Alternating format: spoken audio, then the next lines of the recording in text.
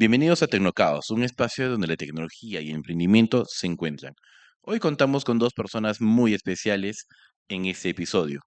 Tenemos al ingeniero Guillermo Calderón, director del Instituto de Informática Universidad Católica de Santa María, quien me estará acompañando en esta entrevista junto con una invitada muy especial, la doctora Leticia Pulido.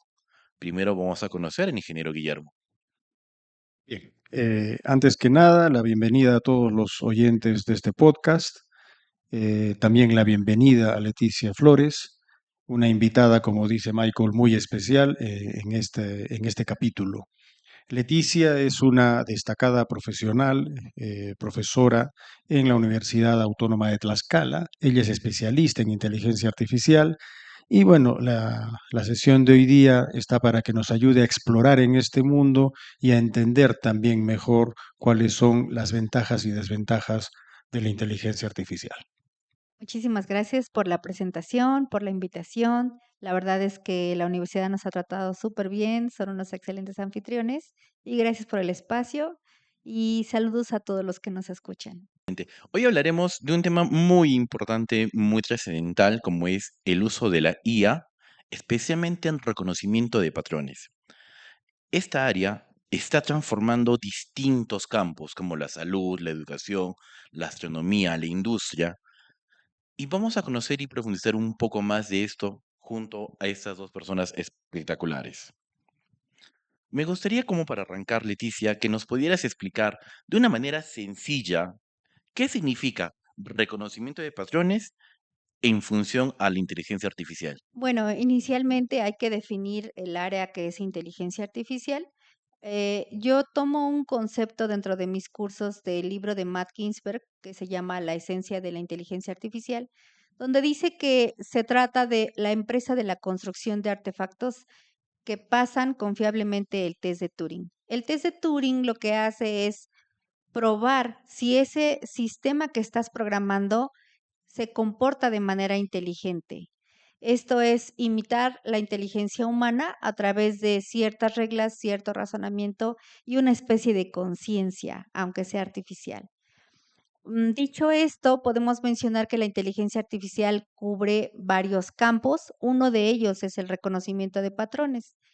¿Qué es el reconocimiento de patrones? Bueno, lo que nosotros hacemos al meter la mano en nuestra bolsa y reconocer nuestras llaves, incluso podemos saber qué puerta abre cada llave sin necesidad de que yo la vea, solamente con el tacto. Cuando yo reconozco a una persona en la calle y la saludo, hago un reconocimiento de patrones también, que es identificar el rostro. Sé cómo se llama esa persona, sé dónde trabaja, sé dónde la conocí y a qué círculo social pertenece. Eso es reconocimiento de patrones. Dentro de inteligencia artificial se maneja con algoritmos matemáticos, se maneja con programación y se puede hacer reconocimiento del habla, de sonidos, de música, de rostros, de imágenes, de una gran cantidad de artefactos, incluso reconocer enfermedades, que es una de las principales aportaciones en la salud que hace la IA y específicamente el área de reconocimiento de patrones a la sociedad. Leticia, muy interesante lo que nos comentas. Mira, toda la gente ahorita cree que la inteligencia artificial son los GPTs que tenemos, ChatGPT, Gemini, bueno, y todos los que la gente pueda estar usando en este momento. ¿Cómo se ve el reconocimiento de patrones en estas aplicaciones? Bueno, dentro de reconocimiento de patrones existen diferentes elementos que podemos reconocer. Les decía hace un minuto que podemos reconocer texto o imágenes, em, y esto se refleja en las IAs generativas que no solamente usan el área de reconocimiento de patrones, sino que también usan procesamiento digital de imágenes, reconocimiento en lenguaje natural, optimización, reconocimiento de señales. Entonces, todos estos elementos que son posibles reconocer, todos estos formatos de datos y todas estas áreas son las que están programadas detrás de todas las IAs generativas que utilizamos. Entonces, mucha gente cree que las IAs generativas es todo lo que se maneja de la inteligencia artificial, pero en realidad detrás de ellas existen diferentes áreas, diferentes algoritmos, diferentes medios de comunicación, que son utilizados matemáticamente y son programados. Leticia, ¿y cómo pasamos, justamente has hablado de reconocimiento de patrones, del tacto, cómo pasamos muchas veces de esa parte teórica a generar un impacto en la sociedad? Bueno, es muy importante hacer hincapié, esta pregunta es bien interesante el ámbito educativo, porque anteriormente nos quedamos en la parte teórica, ¿no? Normal. Hoy en día nuestros jóvenes ya exigen la parte práctica, pero cuando tú como docente les muestras el impacto social, ellos se encuentran motivados a terminar un proyecto de investigación. Entonces, no olvidemos que el uso de las inteligencias artificiales, y a lo mejor en otras áreas también funciona obviamente, pero específicamente el uso de las inteligencias artificiales son, uno, para elevar la productividad de la sociedad y dos, para elevar la calidad de vida. Entonces, el impacto social se dirige a esos 2 elementos por lo regular, pero siempre tenemos que hacer hincapié en nuestros estudiantes cuál es el contexto del beneficio, específicamente qué sector estás, mejorando. Y eso es lo que ellos encuentran fascinante, porque anteriormente incluso se preguntaban: "¿Y esta materia para qué me sirve?", ¿no? Y después ya se preguntaban: "¿Y este proyecto de investigación para qué me sirve?". Bueno, pues ahí están viendo ellos el producto. Específicamente en los planes de estudio en el de aquí de la Universidad Católica de Santa María y en el plan de estudio de la Universidad Autónoma de Tlaxcala, se enfatiza una parte que se llama la praxis. La praxis es una materia que ellos van a llevar durante toda su carrera, donde se les acompaña y se les guía para terminar un proyecto de titulación profesional. Dentro de esa materia se les hace, reflexionar respecto a este impacto social, pero no solamente eso, sino a que como grupos de estudiantes sean pioneros en llevar propuestas a los congresos locales para que se empiece a tipificar delitos, con el uso y abuso de la inteligencia artificial, con la ética de la inteligencia artificial, a cuidar la privacidad de los datos, que es algo tan importante con estas nuevas tecnologías, pero que ya está de alguna manera tipificado en el Poder Judicial como un delito cibernético. Entonces, esto también se está trabajando dentro de las academias y bueno, como programas educativos que iniciamos con los accesos que tenemos con nuestros diputados y a los congresos, la verdad es que se está haciendo y se pretende terminar unos trabajos excepcionales durante este ciclo y, con motivo del inicio de estos planes educativos. Daste dos términos interesantes, ética y yo le agregué de repente la moral. ¿Cómo la IA puede reconocer qué es ético y qué es moral en función a toda la información que el usuario sube? Voy a poner un ejemplo muy sencillo, que es cuando la gente utiliza TikTok o guarda algunos videos de TikTok en las redes sociales. Entonces, TikTok te baja los videos o te cancela la cuenta cuando tú utilizas ciertas palabras que tienen que ver con violencia o que tienen que ver con muerte y cosas por el estilo, ¿no? Entonces, esos son los primeros filtros que hacen en redes sociales para cancelar las cuentas. Obviamente, cuando tú utilizas alguna tecnología, algún acceso a Internet, también debes tener ciertos filtros y siempre hago hincapié que depende mucho de los valores del programador de la inteligencia artificial, cómo se está usando ese producto, a quién va dirigido, quién tiene acceso y sobre todo quién es el usuario final. Entonces, eso no es cualquier cosa, eso requiere de cuidado. Las aplicaciones de inteligencia artificial, cuando ya se trata de algo muy especializado, debemos de tener cuidado quién tiene acceso a esos sistemas. Eh, sí, podemos preguntarle a ChatGPT qué medicamento me puedo me puedo tomar si me duele algo, pero nunca ha sido culturalmente bueno que te automediques. Entonces, ¿están las inteligencias artificiales para ayudarnos, para orientarnos? Sí, pero es solo eso, una orientación. Nosotros debemos de tomar la información, discernirla, limpiarla y decidir al respecto qué de esa información me va a servir y qué no. No pueden ser dueños de la verdad absoluta. ¿Me pueden dar y le pueden atinar al diagnóstico alguna enfermedad, alguna dolencia? Sí, pero no deberíamos arriesgarnos sin antes consultar a un especialista. Esa parte que has mencionado del hecho de estar confiando solamente en la IA, mejor dicho, que no debemos confiar al 100% en la IA, también nos conlleva a aprender a interpretar lo que eso nos dice, porque no siempre la IA nos da las respuestas correctas. Pero yo quiero saber en ese caso, en tu experiencia, Leticia, de repente, ¿cuál es un caso de éxito en el cual tú hayas colaborado o hayas desarrollando esta IA, algún tipo de IA de repente? Bueno, hace tiempo trabajamos en un sistema que detectaba apendicitis a través de árboles de decisión. Este fue un proyecto que publicamos exitosamente. Tuvimos la asesoría de un médico cirujano y fue un proyecto, la verdad, muy bonito porque eventualmente a nivel licenciatura el joven se titula con el proyecto, lo manda a una feria muy famosa de ciencias en México que se llama Expociencias. Finalmente gana a nivel nacional, y se va a nivel mundial a Emiratos Árabes. Presenta el proyecto, ganamos el cuarto lugar, pero un cuarto lugar a nivel mundial, la verdad es que es algo digno de admirarse. Eventualmente, este chico, va a trabajar a Google, hace una estancia y actualmente, me parece que acaba de terminar, su contrato laboral en una empresa en Europa.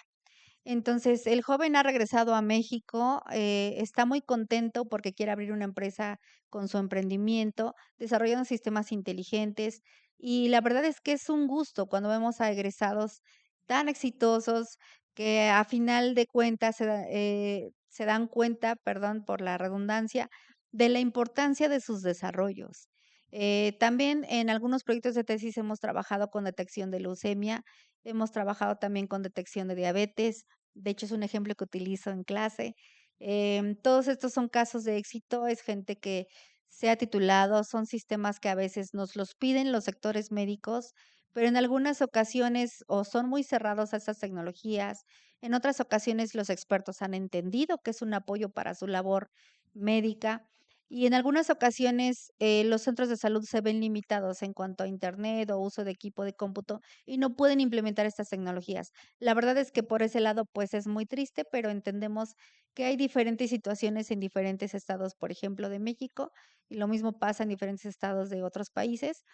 Pero bueno, yo siento que con el apoyo que hacen a las instituciones de salud, incluso educativas, se pueden implementar estos sistemas inteligentes, poco a poco y a medida. Mencionaste 2 puntos que me gustaron mucho, que el hecho que uno de tus estudiantes se haya ido al exterior, hayan quedado cuarto lugar y con su idea esté ahorita con la experiencia que tiene, quiere formar su empresa en México. O sea, quiere retribuir lo que ha aprendido y ponerlo en práctica en tu país. Me parece genial que se puede desarrollar eso.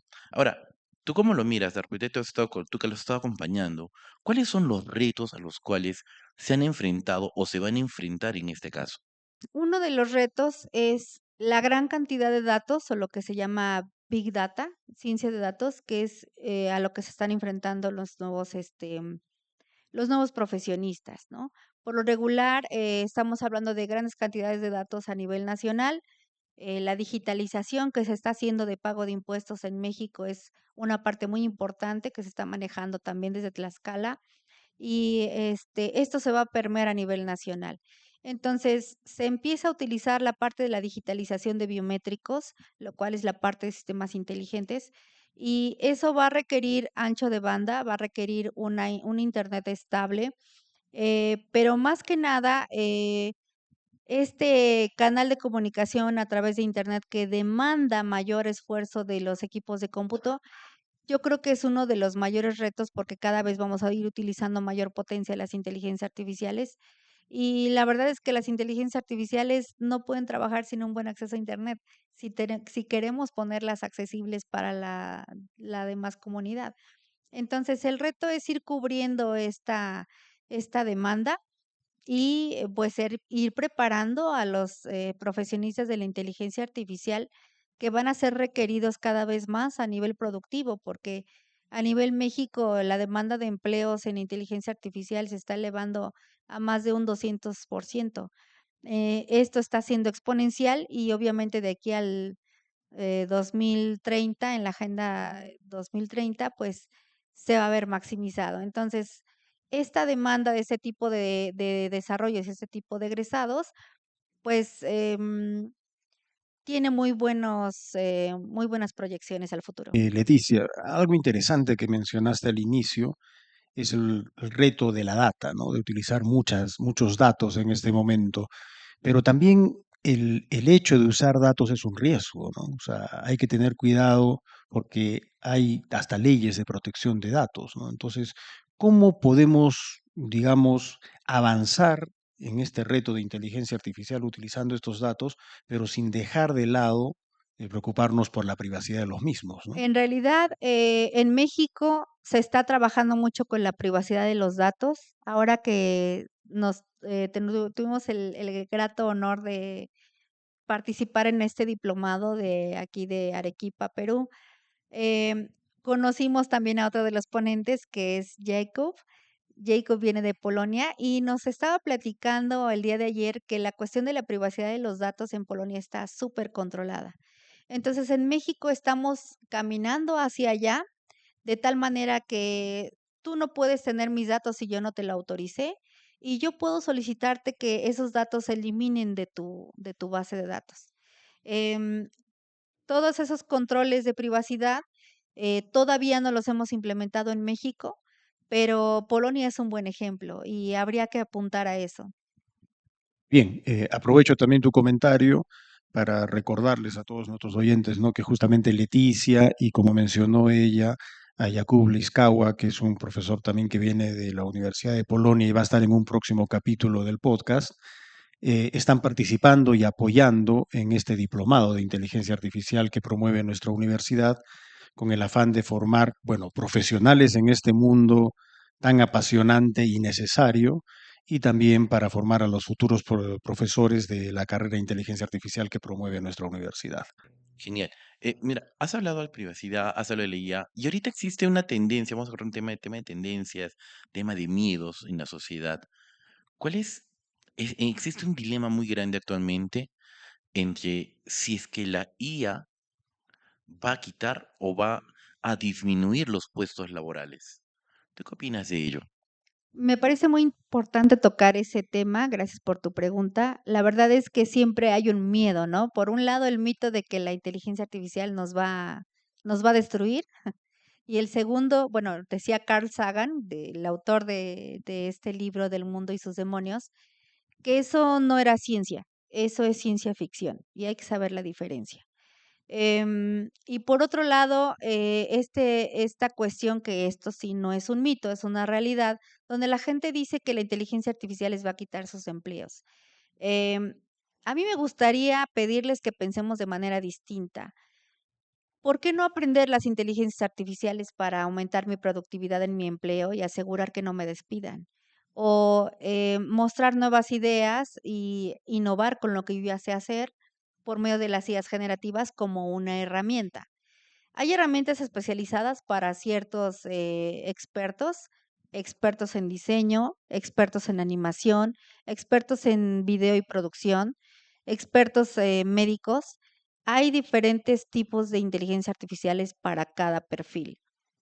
Es cuestión de que las sepamos utilizar y las sepamos incorporar a nuestra vida productiva de manera profesional, ética y con valores. Me gustaría justamente hacer un comentario por lo que tú mencionabas, Leticia. Estuve leyendo hace muy poco, la semana pasada, un artículo en el que mencionaba una estadística en el que decían que los más afectados por la incorporación de inteligencia artificial son justamente los jóvenes, ¿no? Yo trataba de interpretar, porque no había una interpretación detrás de este comentario en este artículo, pero trataba de interpretar el por qué el joven se vería más afectado, ¿no?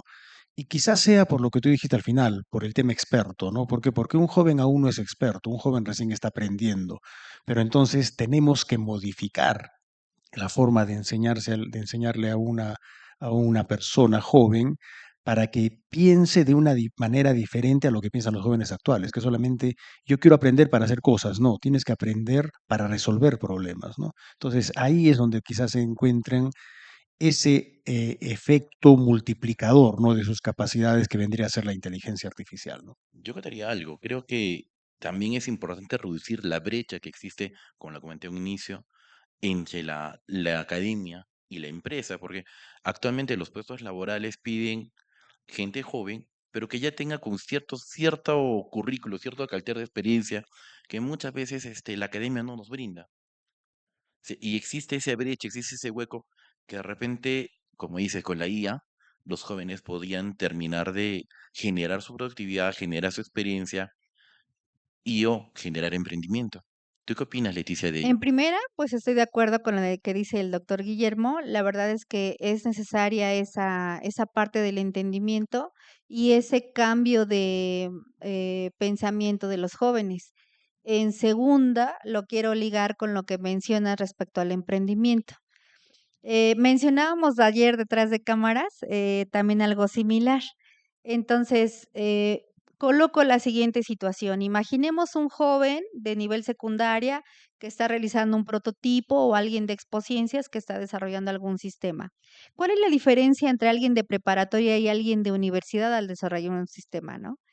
El joven de preparatoria tiene toda la innovación, la inventiva de su edad y todo ese potencial de manejo de las nuevas tecnologías. El joven de universidad a lo mejor empieza a manejar algunas de las tecnologías que gente de prepa ya está manejando. Pero ¿qué tiene de adicional? Uno, la cuestión profesional. Dos, la cuestión argumentativa de sus desarrollos. Y tres, la madurez de documentación de un producto que sirve. Entonces, puede servir el documento, puede servir el desarrollo prototipado de alguien de preparatoria o de primaria. Por supuesto que sí. ¿Tendrá la madurez para la documentación? Probablemente a su nivel sí, pero para un desarrollo, una divulgación, una expresión verbal, una fundamentación, una argumentación frente a sus jefes de que es un producto que les va a ayudar a su empresa, existe un camino que recorrer. Entonces, no dudo que todos nuestros jóvenes universitarios y desde primaria en adelante tengan esa inventiva, tengan esa innovación, tengan esa creatividad. Pero la madurez que te da un grado universitario al poder desarrollar una documentación que se va a utilizar a nivel profesional y que incluso le va a dar de comer a miles de trabajadores en una empresa, es una diferencia que a veces los jóvenes no valoran, ¿no? Algunos. Pero esa parte argumentativa, esa parte de arrastra el lápiz, ponte a escribir, documenta lo que hiciste, explícamelo, exponlo y explícalo de tal manera que la gente que a lo mejor no tiene una educación universitaria lo pueda utilizar, lo pueda entender y lo pueda aplicar a su trabajo, eso te lo da la universidad. Entonces, yo sí quiero hacer hincapié en esa formación que nos dan nuestros docentes a nivel país, hay que valorarla. Y no porque yo sea docente, sino porque yo también me formé de docentes. Y esa parte argumentativa es tan bella porque nosotros estamos moldeando nuestro pensamiento y nuestro conocimiento, nuestra, nuestro vocabulario, nuestra cultura para dar a entender, ¿sabes qué? Esto te va a servir a ti. Y eso es un proceso en la parte de investigación que enaltece incluso los valores no solamente educativos, sino de progreso científico en alguna comunidad. ¿Cómo sugieres tú que podríamos reducir una brecha entre la academia y la empresa? Es una pregunta complicada. Em, Creo que los planes educativos universitarios están apoyando mucho a que se realicen estancias profesionales en los últimos años de su formación. Esas estancias profesionales son, por un lado, una formación a las que obligas como universitarios a llevar y por otro lado, a que los empleadores conozcan cómo salen formados nuestros universitarios. Entonces, siempre debe haber una relación estrecha entre el empleador y la universidad para que él nos indique cuáles son sus demandas, pero al mismo tiempo nosotros debemos enfatizar que el egresado debe contener cierta base teórica bien fundamentada. Eso les va a ayudar no solamente a que realicen desarrollo tecnológico, sino a tener la capacidad de aprender las demandas de la empresa en particular. Entonces, a lo mejor una empresa demanda que codifiquen C Sharp y otra empresa demanda que codifiquen en Java. Bueno, el estudiante debe tener los fundamentos suficientes para aprender cualquiera de los dos lenguajes y los tienen. Eso es lo que hacemos en la academia. Así es como damos a los egresados a la sociedad. Entonces, algunos egresados a veces dicen erróneamente, pues es que yo no aprendí ese lenguaje en la universidad. Bueno, es que existen muchos, ¿no? ¿Cuál vas a usar tú a nivel profesional? No lo vas a saber hasta que llegues, pero tiene los fundamentos matemáticos, la abstracción suficiente para que seas capaz de aprender a programar en donde la empresa te lo demanda. Entonces, quien sabe aprender a programar en un lenguaje de programación puede aprender cualquier otro. Y la academia les da esa base, ese fundamento. Deben estar conscientes que se les dan las bases, las herramientas. Y bueno, el intelecto y la cuestión cultural, ellos la han alimentado durante toda su vida universitaria y se va a ver reflejado una vez que se ingresen al campo laboral. Y la verdad es que esos valores que cada universidad inculca en el estudiante se notan. ¿Por qué? Porque el empleador sigue demandando egresados de esa universidad. ¿Qué mejor prueba de que estamos haciendo buen trabajo como docentes si no es que siguen requiriendo de nuestros egresados? Claro, genial. Esa parte de concientización me parece muy importante de que los jóvenes o los estudiantes se lo tomen muy en cuenta, que se crean que en sí mismos que están en la capacidad de poder enfrentarse a cualquier problema que se les pueda presentar. Ahora, visionando un poquito este tema, vamos a suponer que estamos 10 años luz adelante, ¿ya? ¿Cómo miras el impacto de la IA en la industria, nuevamente en la academia, con ese tema que ahorita está tocando fuerte el tema de inclusión en educación? Y en salud especialmente también, ¿cómo puedes visionar ese impacto de la IA? Bueno, de manera breve, porque es una pregunta muy complicada. Em, en el sector salud, muchos de los expertos médicos, específicamente en México, me he dado cuenta que ya tienen mayor aceptación de estas herramientas. Antes tenían como que mucho miedo, decían, no, inteligencia artificial no, me va a quitar mi trabajo, cosas por el estilo.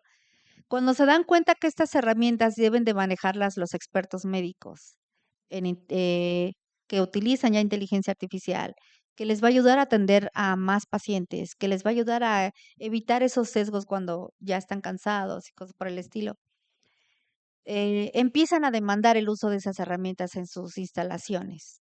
En cuestión de educación, la Universidad Católica de Santa María y la Universidad Autónoma de Tlaxcala estamos trabajando para que nuestros docentes estén totalmente capacitados en herramientas de inteligencia artificial, pero no solo en las IAs generativas aplicadas a nuestra docencia, sino en modelos potentes matemáticos que pueden programarse enfocados en modelos de inteligencia artificial para detectar soluciones reales.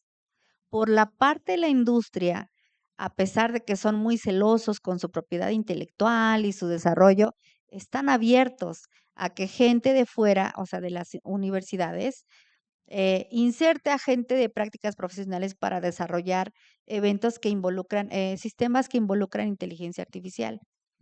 Entonces, en un futuro, digamos 10 años, yo veo que la inteligencia artificial va a estar presente en el desarrollo productivo, no sé, me gustaría pensar en un 60% de profesiones, pero ya per se que las utilicen, que las acepten y que permitan incluso una sección de investigación dentro de sus instituciones al respecto. Yo creo que la parte de investigación para desarrollo tecnológico en las empresas debe aperturarse, es necesaria.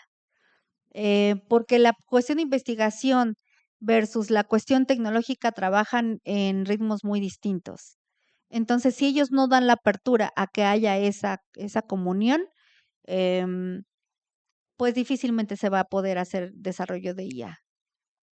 También existen empresas como ITIN, que es una empresa en México, en Tlaxcala, que se dedica a desarrollo de sistemas inteligentes, es precisamente en Big Data, que está siendo requerida de varias empresas de México para que desarrollen Big Data y inteligencia artificial.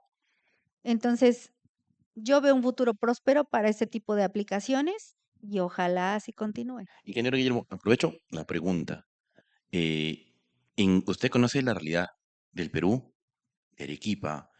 ¿Cómo mire ese impacto de la IA, también visionándola a futuro? Hablamos entre 5 y 10 años. ¿Cómo cree usted que será su impacto, tanto en la educación como en la industria? Bien, ahora, tal como lo dijo Leticia, no es una pregunta compleja de responder, ¿no? Y que podría tener muchas aristas. Y yo primero digo que es difícil visionar esos 10 años o 5 años hacia adelante. Yo recuerdo que a finales del año pasado leí un artículo que hablaba de los cambios que se venían en el mundo a raíz de lo que se nos había introducido la inteligencia artificial los últimos 2 o 3 años, y hablaban de 2030. Y he leído una actualización de ese artículo aproximadamente entre marzo y abril de este año, y ya lo redujeron al 2025. Entonces, lo que ellos visionaban para el 2030, en 2 meses, 3 meses, se redujo para el 2025. Entonces, es difícil, digamos, visionar cómo va a impactar realmente la inteligencia artificial en la sociedad en ese periodo de tiempo, pero lo que más o menos yo sí podría hacer es extrapolar lo que estoy viendo en este momento, ¿no? O sea, en este momento yo veo dos aristas de la inteligencia artificial, el lado bueno y el lado negativo, ¿no? El lado bueno es que potencia. Como lo mencionó Leticia, las empresas que realmente han tomado conciencia de la inteligencia artificial la están utilizando como un potenciador. O sea, yo tengo un problema y recurro a todos los medios posibles que involucren datos e inteligencia artificial para resolver mi problema, que es el camino adecuado, y logran resultados. Pero el lado negativo es que está generando gente que ya no razona tanto como antes.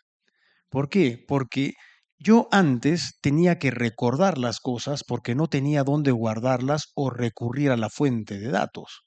Pero ahora la fuente de datos la tenemos en estos aparatitos, y estos aparatitos, cada vez que tengo una duda, hago la consulta aquí, pero no la guardo aquí. Entonces, por lo tanto, más adelante no la voy a poder utilizar, o sea, generalizarla para poder solucionar otro problema.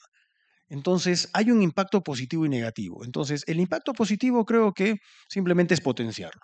El impacto negativo hay que tener mucho cuidado en el uso de la inteligencia artificial desde la academia, justamente lo que tú mencionabas, desde los colegios, desde las universidades, digamos, orientar el uso adecuado de la inteligencia artificial para no perjudicar el desarrollo de las personas, ¿no?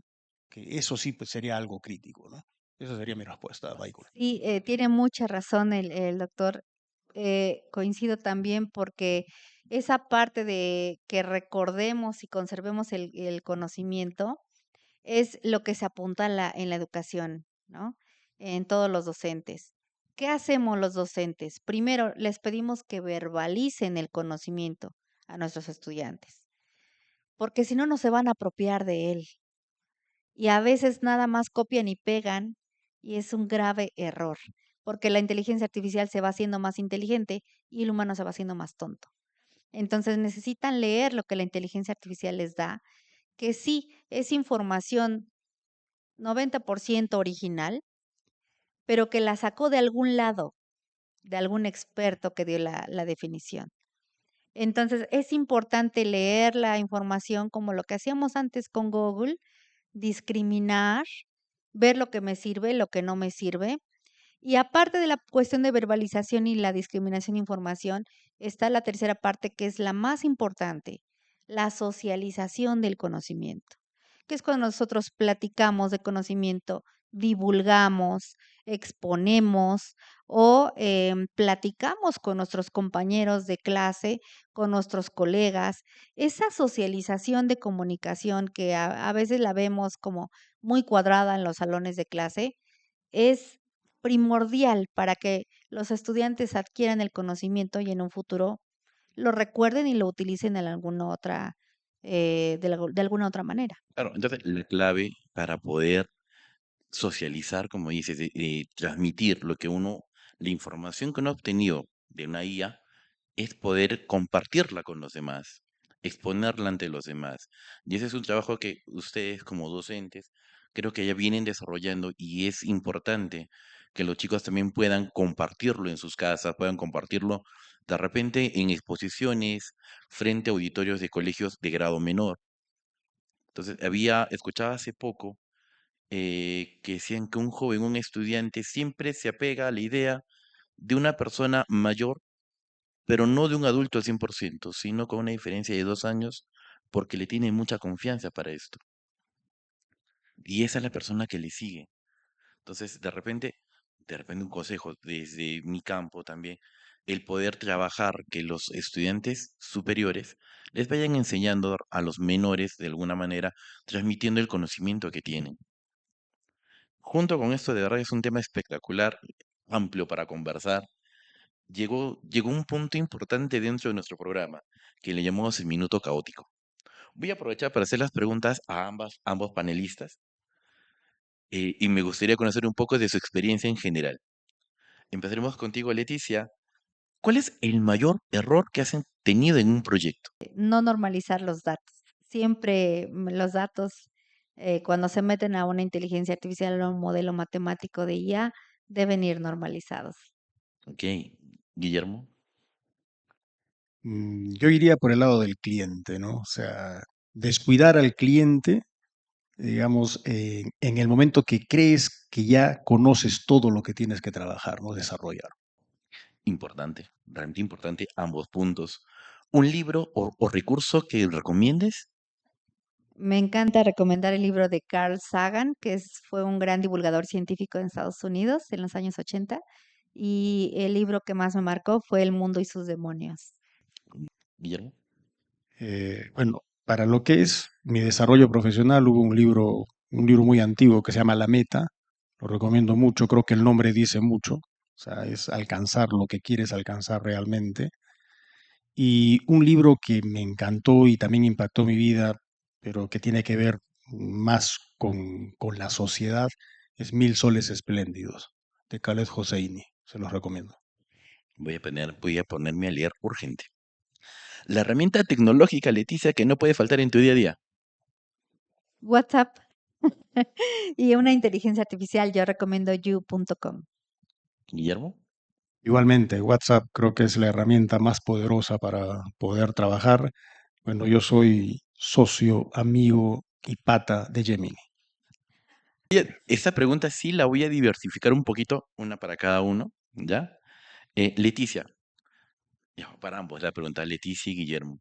Si todas las cámaras del mundo estuvieran acá y cada cámara viniera con un traductor incluido, ¿qué mensaje le darías a los maestros y qué mensaje le diría a los jóvenes? A los maestros, pónganle retos a sus estudiantes, les gustan los retos. Acompáñenlos en su construcción del conocimiento y sobre todo motívenlos a socializar, motívenlos a cuestionar. Eso les va a ayudar mucho. Bien, hay algo que yo siempre le repito a mis estudiantes. Les digo, sean exitosos, pero les digo, la clave del éxito no es complicada. La clave del éxito se sustenta en dos pilares fundamentales: responsabilidad y respeto. Los alumnos muchas veces creen que yo les voy a decir que tienes que aprenderte de memoria mi materia, tienes que dominar esta tecnología. No, responsabilidad y respeto. O sea, si tú eres responsable y eres respetuoso, las puertas del mundo se van a abrir. Interesantes palabras, de verdad, interesantes palabras. Bueno, ya estamos llegando al punto final de este episodio y voy a hacer una pequeña reflexión que dice, la inteligencia artificial no es solamente algoritmos, es una herramienta que puede ayudarnos a entender mejor nuestra sociedad y abrir caminos en áreas donde el conocimiento humano parece limitado.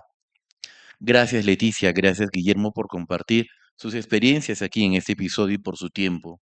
¿Algo más de repente, Leticia, que quieres comentar o decir antes de acabar este episodio?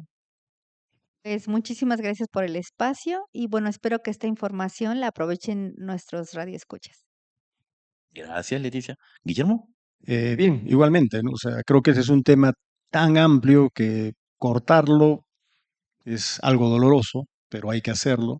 pero van a haber más capítulos, ¿no? Van a haber más capítulos de este podcast y espero que nos sigan viendo, nos sigan escuchando, porque hay mucho, mucho por aprender. Esta simplemente es la puerta de entrada. Claro que sí, y a todos ustedes muchas gracias por estar aquí. Esto es Tecnocaos, porque en medio del caos siempre nacen las mejores ideas. Muchas gracias a todos.